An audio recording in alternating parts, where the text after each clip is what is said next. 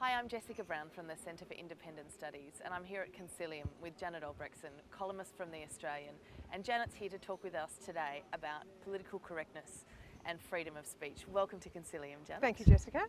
Now, look, as I said, you're here to talk about freedom of speech and political correctness. Do you think this is a problem in Australia? Do we have a real culture of political correctness which inhibits free speech? We certainly do. There are two views about political correctness, and you could perhaps quote Mark Twain, who said, when you look around, you wonder whether the world is run by smart people who are having us on or imbeciles who really mean it.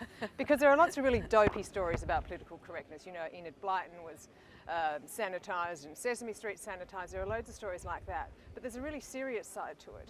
And often, I actually think that when it comes to political correctness, it's smart people who really mean it. It's not imbeciles and it's not smart people having us on there. Smart people who really mean it, because political correctness has infected so much of how we live, what we do and how we think, and it's the thinking part that should concern us most. And where do you think this has come from? It's come, I think, a lot out of universities who have taken the incredibly elitist attitude to deem what is appropriate subject to talk about, which is ironic given when you think about what the universities are there for. And there is a very liberal side to this, as you know, and unless we are aware to the tactics, my concern is that if you're not aware about the tactics that are being used, you're not going to be aware about the aim of what they're doing. And what do you think the effect of this is on our political debate and our political culture? Well, the effect is that we don't have open debate on so many issues when we ought to. And when we try to, a lot of people are shouted down. And you have to be quite strident to stick in there, given the amount of criticism and the various weapons that are used against you. You know, you'll be accused of being a racist or a xenophobic if you discuss immigration or strong borders, for example. And that was happening for a long time in Australia, certainly under John Howard, and even under Julia Gillard we've seen that.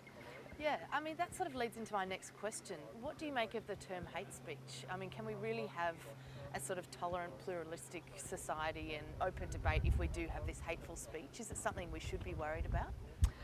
I'm very concerned about laws that try to regulate hate speech for the simple reason that one person's hate is another person's open but perhaps offensive speech, and I certainly don't think we should be regulating offensive speech, because if you do believe in free speech, at the very heart of that is allowing what will be to some people offensive. Yep.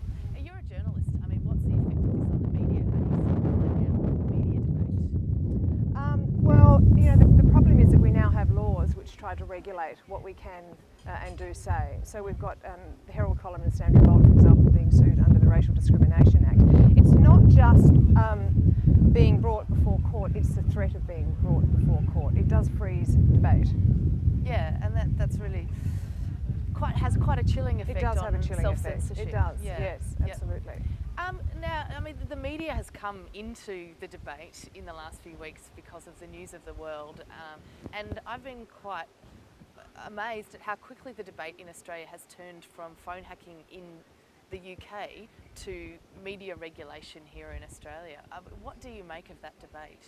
A pure political opportunism, I would say. There are various parties at the moment who are having a very close look at News Limited, for the reason that News Limited has been having a very close look at their policies. And they, of course, claim that News is biased against them. But any party who's having its policies exposed and analysed and criticised will probably claim that. And now they've dusted off this 3-year-old report on privacy to try to strike back at the media. I think it's pure political opportunism.